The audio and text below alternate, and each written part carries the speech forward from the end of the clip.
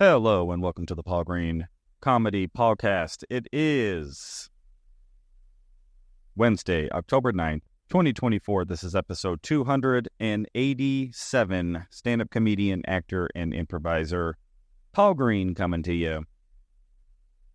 Talking about going for your dreams. Talking about what I'm learning on my own path, my own journey, as well as sharing my insights on whatever self-help book I am currently reading to help inform my journey. So, this is your first time, welcome. I have been at this podcast for 287 episodes. My goal was initially to do 365 days in a row. However, I have fallen short of that goal. I started this podcast on November 30th, 2023, and I was doing pretty darn good at daily podcasts until about 2 months ago. Things just got wicked busy, traveling a lot, and I also just got a little burned out on it, got in my head a little bit. And I've done the math, and I have missed about 26 days out of the year. So again, my goal was to do daily, and I'm at 287, episode 287. That should technically be like 300. I should be like 26 episodes ahead of where I'm at. So I'm 26 episodes behind. Maybe I'll start doing 2 a days. How ridiculous would that be? I mean, 1 a day is already like too much. What if I started doing 2 a days for 13 days just to catch up? All right, everybody, this is part 2 of day of October 9th. All right. I'm not going to be that ridiculous, but what I have done is set a goal to get back on my commitment to daily podcasts without fail. I was doing so good. I should probably look and find like what episode was the last time that I was like on my daily schedule and then sort of lost my way. But anyway, so I want to get to 365 days. Today is episode 287. So 13 plus 65 is 78 days. So my goal is to get 78 days in a row. And let's see, what day would that land on? 78. I think there's 52 days left. I already done a little bit of the math. That's probably going to land me like right around Christmas. So we'll see how that goes. Now, things have just gotten incredibly busy as I'm pursuing this dream. Busy in all of the good ways. So many incredible things are happening. So, again, if you're just joining me, I do stand-up comedy, and I also am part of a 2-person comedy team and show called the Midlife Crisis Comedy Show with my comedic partner, the one and only Josh Novi. And he and I have been booking our own shows and producing our own shows and just trying to figure out how to make that comedy venture successful. So we now have 4 shows on the books, as well as a 5th show that's a corporate show. So we are going to be at JP's Comedy Club in Gilbert in the end of this month, the end of October. We're going to be out at Desert Ridge Improv up in North Phoenix. That's going to be in November. We just booked a show for Halloween, so we're only going to have about 3 weeks to advertise that show, but we booked a show in Yuma, Arizona, where we actually performed last month and had a great turnout. So we wanted to get another show on the books right away. And then we're going to be at Stir Crazy in Glendale, Arizona, which is on the west side of the Phoenix Valley, on January 23rd. And along with all of that, there is just so much administrative work that just goes into that. Getting ticking links created, coordinating with the bookers, and then setting up advertising.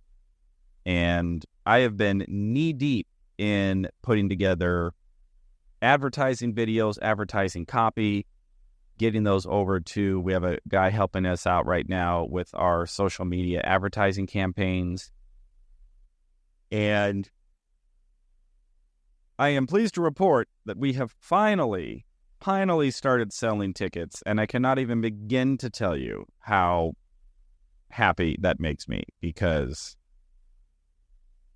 well, for obvious reasons, but the most difficult thing to do in comedy as a not famous yet stand-up comedian is to sell tickets to a show. Getting people to actually get out of the house, put their hard-earned money to buy tickets, get in the car, and drive out and see a show with comics who they probably don't really know. Which means our advertising has to be so compelling that we are able to inspire that sort of action. So we have been advertising the JP show for a couple weeks right now with no results, and I was starting to get really worried because we've done JP's a handful of times, and we've actually always sold very well there. So finally, we started to see some ticket sales come in, which is, can't even begin to tell you how exciting that was. And then also saw ticket sales come in for the Desert Ridge Improv. So we are rocking and rolling on that. So along with, rocking and rolling, setting goals, making changes, I went to a back doctor yesterday because I have had some serious, lower back tightness and pain. And finally, my girlfriend's like, that's it. You're going to a doctor. She's a nurse, so, she wins. She wins that argument all day long.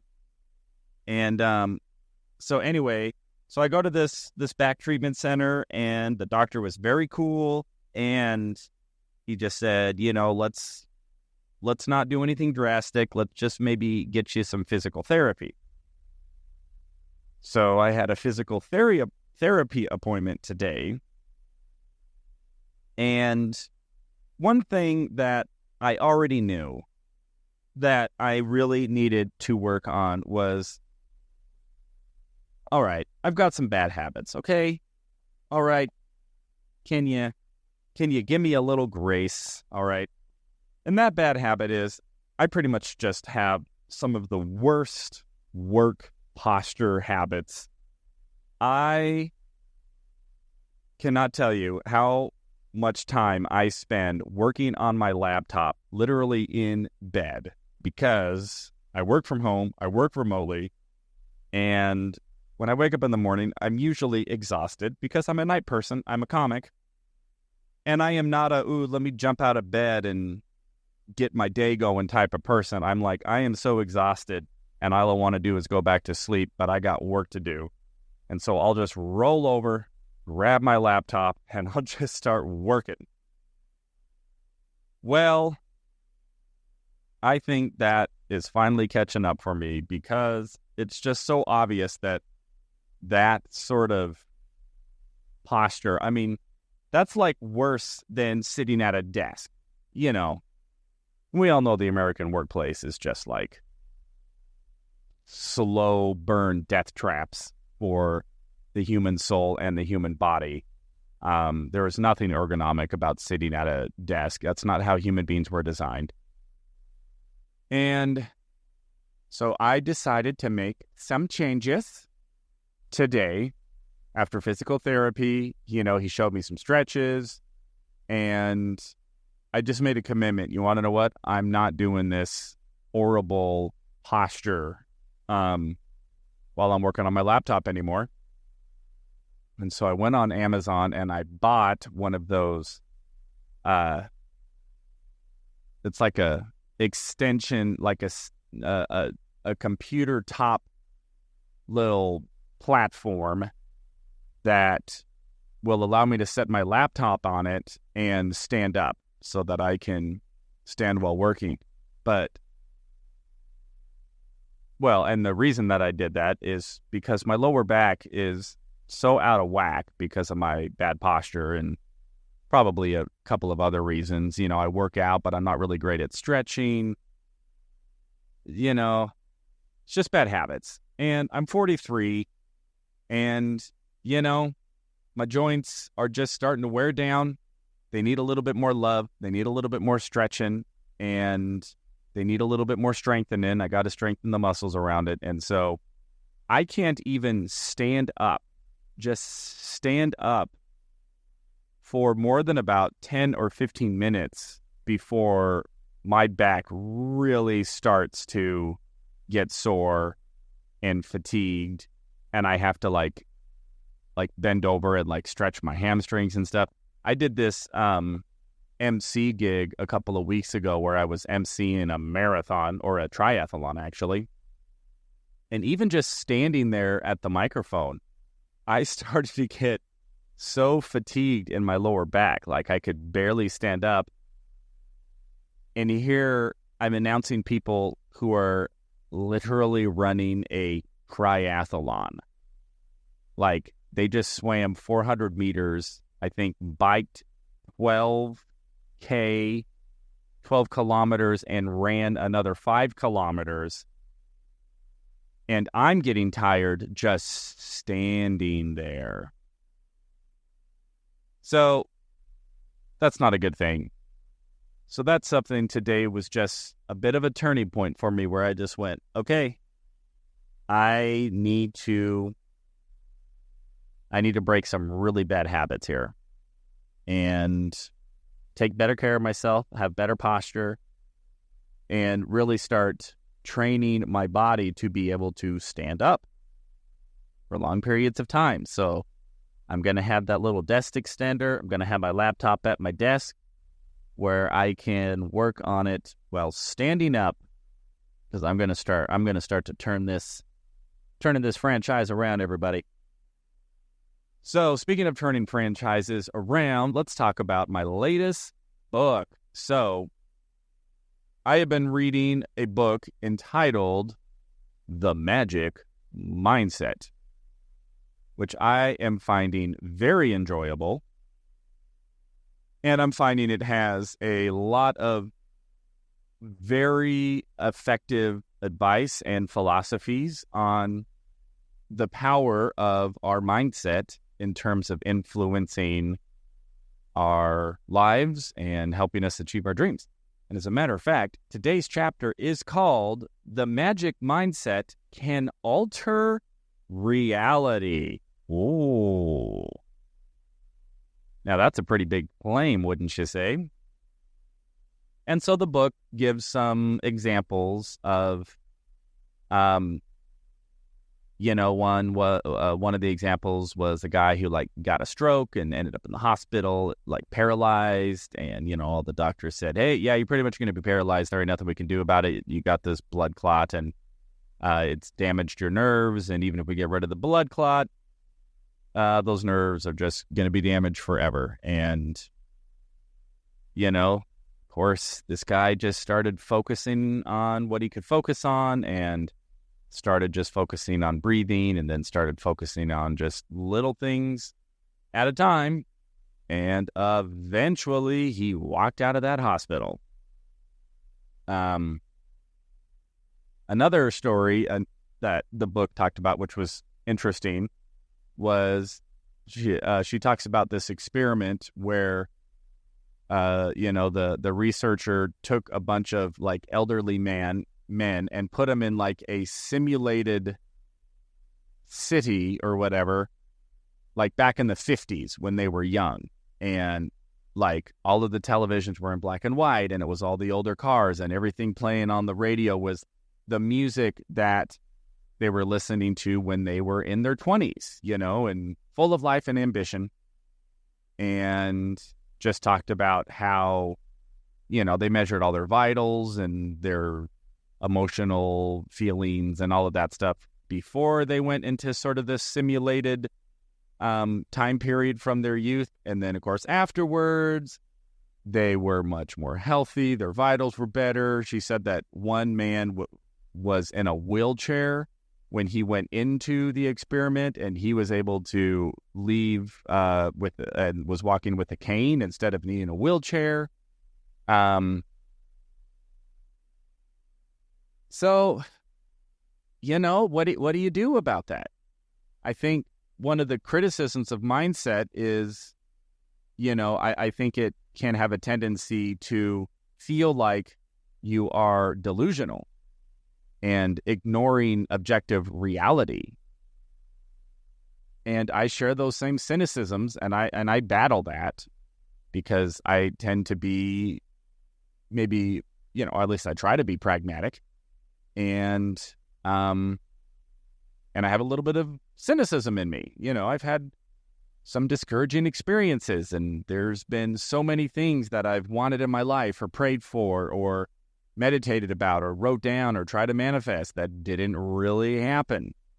And the flip side of that is there really does seem to be a pretty significant volume of evidence that your mindset can indeed alter your reality in objective terms, like objective bank account numbers and objective health standards. There's enough out there to indicate that it's probably, I'll say this, there's probably something to it. There's probably something to it. And it is something that I'm always trying to check myself on, which is, what is my mindset? What am I believing about how the world works? And is what I'm believing the objective truth? Or is it coming just from a place of cynicism and perhaps a bad experience in the past that may not actually be indicative of the absolute truth of whatever it is I'm discouraged about or cynical about, whether that's love or finances or success or whatever it is. And, this book it's challenging me. It's challenging me because I think I've had some cynicism and I've had some negativity lately, and I've allowed myself to get discouraged, about the success of my comedy shows and the extent of my success as a comedian myself, as an actor and in my relationships and with my finances and with all of the things that I'm involved in. And I think I can afford to look at my mindset and say, just ask myself, is this a magical mindset, or is this just more of a run-of-the-mill pragmatic mindset that maybe isn't allowing my mind and my body to unlock much greater potential if I was a little less cynical and negative in my mindset. So I'm going to work on that, everybody. I'm going to work on it. So with that, I hope you are all adapting some magic mindsets out there, and that those mindsets are encouraging you to go out there and pursue your dreams, pursue your bliss, pursue the life that is calling to you. And hopefully we can all do that together. So that is the update for today. By the way, this is 2 days in a row. 2 days in a row out of my, what did I say, 76? Or did I say 79? 26 plus 65. Wait, that's not right. Oh, shoot. I already lost it, everybody. What did I say? I say I'm 26 days behind, and I think there's 52 days left before the 30th, so it's like 78. Yeah. All right, 2 episodes in a row, 77 to go in a row. Let's make it happen. I'm committed to that goal. You can all hold me accountable, and let's rock and roll. I love you all so much. I hope you're doing well. This is the Paul Green Comedy PaulCast, October 9th, 2024, episode 287, and I will talk to you tomorrow.